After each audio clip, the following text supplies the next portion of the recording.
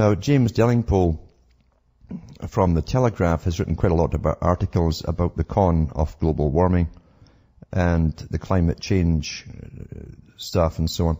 And he says here, U.S. physics professor, global warming is the greatest and most successful pseudoscientific fraud I've seen in my long life. And this was a rehash of something that came out before, but he put it out again because it's so important and pertinent to what's happening.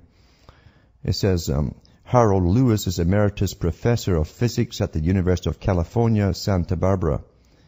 He is, in his letter of resignation to Curtis G. Gallen, Jr., Princeton University, president of the American Physical Society. Here is his letter of resignation. And this is what he said. This is an important moment in science history. I would describe it as a letter on the scale of Martin Luther nailing his 95 theses to the Wittenberg church door. It's worthy of repeating this letter in entirety on every blog that discusses science. It's so utterly damning that I'm going to run it in full without further comment. It says here, Dear Kurt, when I first joined the American Physical Society 67 years ago, it was much smaller, much gentler, and yet uncorrupted by the money flood, a great threat against which Dwight Eisenhower warned a half-century ago. Indeed, the choice of physics as a profession was then a guarantor of a life of poverty and abstinence. It was World War II that changed all that. The prospect of worldly gain drove few physicists. As recently as 35 years ago, when I chaired the first APS study of a contentious social scientific issue, the reactor safety study, though there were zealots aplenty on the outside and there was no hint of inordinate pressure on us as physicists, we were therefore able to produce what I believe was and is an honest appraisal of the situation at that time. We were further enabled by the presence of an oversight committee consisting of P.F. Panofsky, Vicky Weisskopf, and Hans Bethe, all towering physicists beyond reproach. I was proud of what we did in a charged atmosphere. In the end, the Oversight Committee, in its report to the APS President, noted the complete independence in which we did the job and predicted that the report would be attacked from both sides. What greater tribute could there be? How different it is now. The giants no longer walk the earth, and the money flood has become the raison d'etre of much physics research, the vital sustenance of much more, and it provides a support for untold numbers of professional jobs. They all live on grants, you see. For reasons that will soon become clear, my former pride at being an APS fellow at these years has been turned into shame, and I'm forced with no pleasure at all to offer you my resignation from the society. It is, of course, a global warming scam, with literally trillions of dollars driving it, that has corrupted so many scientists and has carried the APS before it like a rogue wave. It's the greatest and most successful pseudoscientific fraud I have seen in my long life as a physicist. Anyone who has the faintest doubt that this is so should force himself to read the ClimateGate documents, which lay bare, and Montford's book organizes the facts very well. I don't believe that any real physicist, nay scientist, can read that stuff without revulsion. I would always make that revulsion a definition of the word scientist. So what has the APS as an organization done in the face of this challenge? It has accepted the corruption as the norm and gone along with it. For example, about a year ago, a few of us sent an email on the subject to a fraction of the membership. APS ignored the issues, but the then president immediately launched a hostile investigation of where we'd got the email addresses. In its better days, APS used to encourage discussion of important issues, and indeed the Constitution cites that it is its principal purpose. No more. Everything that has been done in the last year has been designed to silence debate. The appallingly tendentious APS statement on climate change was apparently written in a hurry by a few people over lunch, and is certainly not representative of the talents of APS members as I have long known them. So a few of us petitioned the Council to reconsider it. One of the outstanding remarks of indistinction in the statement was the poison word incontrovertible, which describes few items in physics, certainly not this one. In response, APS obtained a secret committee that never met, never troubled to speak to any skeptics, yet endorsed the statement in its entirety. They did admit that the tone was a bit strong, but amazingly kept the poison word incontrovertible to describe the evidence, a position supported by no one. In the end, the Council kept the original statement word for word, but approved a far longer explanatory screed, admitting that there were uncertainties, but brushing them aside to give blanket approval to the original. This original statement, which still stands as the APS position, also contains what I consider pompous and asinine advice to all world governments. That's interesting, to all world governments. As if the APS were masters of the universe. It is not, and I am embarrassed to think that our leaders seem to think it is. This is not fun and games. These are serious matters involving vast amounts of our national substance, and the reputation is at stake. 3. In the interim, the ClimateGate scandal broke into the news, and the machinations of the principal alarmists were revealed to the world.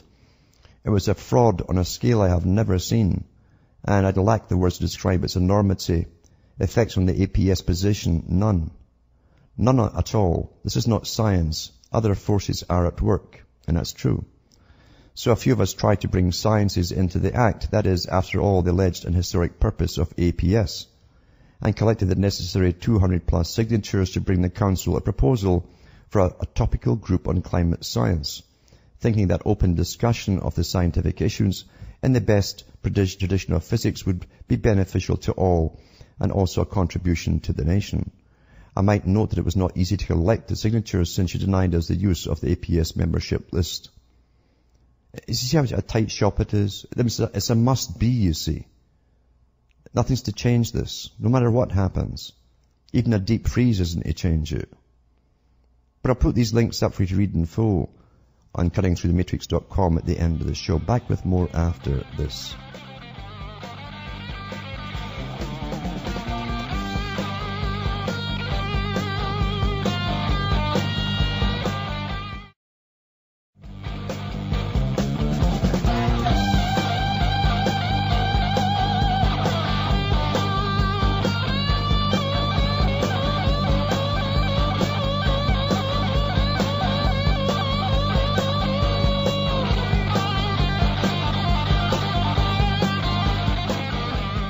Hi folks, we're back and we're cutting through the matrix. And just to finish off something in the same vein that's come out from New Zealand, and it's a video, you can watch it for yourself, but it's called a legal defeat for the global warming and Kiwigate scandal.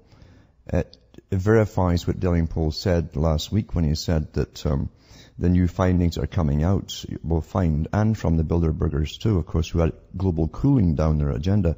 He said watch them distance themselves, all the big governments and so on, from the conmen. And it says legal defeat for global warming in Kiwigate scandal. In the climate controversy dubbed Kiwigate, the New Zealand skeptics inflict shock courtroom defeat on climatologists implicated in temperature data fraud. So at least in New Zealand, they put them on trial, and they were found guilty. So New Zealand's government, via its National Institute of Water and Atmospheric Research, NIWA, has announced it has nothing to do with the country's official climate record in what commentators are calling a capitulation from the tainted climate reconstruction. The story is also covered on web news aggregator site icecap.com. It says NIWA's statement of defense claims they were never responsible for the national temperature record.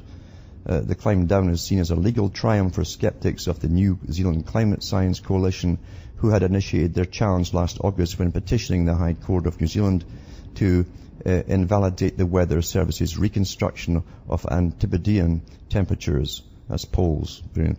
So it says the petition may be read, and it gives you the link. You can read it yourself. According to the August statement of the claim from NZCSC, climate scientists cooked the books by using the same alleged trick employed by British and American scientists. This involves subtly imposing a warming bias during what is known as the homogenization process that occurs when climate data needs to be adjusted. The specific charge brought against the Kiwi government was that its climate scientists had taken the raw temperature records of the country and then adjusted them artificially, with the result that a steeper warming trend was created than would otherwise exist by examination of the raw data. So they copied it exactly as it was, the East Anglia University boys who were getting millions of bucks poured into their research for all their lies that they were putting out. It's a political agenda, right? says, indeed, the original Kiwi records show no warming during the 20th century, but after government-sponsored climatologists had manipulated the data, a warming trend of 1 degree centigrade appeared. And it says, the NZCSC story reports that the New Zealand authorities formally stated that, in their opinion, they are not required to use the best available information, nor to apply the best scientific practices and techniques available at any given time. They don't think that forms any part of their statutory obligation to pursue excellence. So pursuing the truth doesn't really matter to these scientists. They will pursue the answer that their masters that pay them through the grants want. That's what they pursue. And it says NIWA now denies there was any such thing as an official NZ temperature record. So in other words, the government is literally distancing themselves from these advisory gut professionals. They were going to change. I wonder if they'll take the fart tax away as well, because all New Zealand farmers paying the fart tax for CO2. Maybe they should blow that up as well. That'd be quite an explosion in the sky, wouldn't it? Well, from Hamish, myself, in Ontario, Canada, it's good night to me. Your God or your gods go with you.